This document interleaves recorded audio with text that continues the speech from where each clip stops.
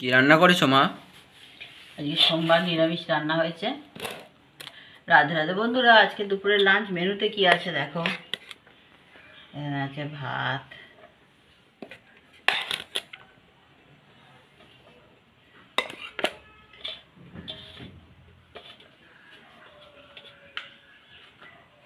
একটু নুন দিলাম,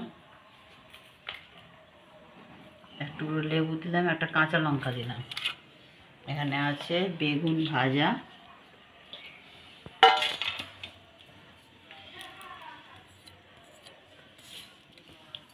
এখানে আছে ফুলকপি আলু ভাজা। কে কে ফুলকপি আলু ভাজা খাও আমাকে কমেন্ট করে জানিও বন্ধুরা। আর এখানে আছে উচ্ছে ভেজে মুগের ডাল করেছি। রাঁধুনি আদা শুকনো লঙ্কা ফোড়ন দিয়েছি।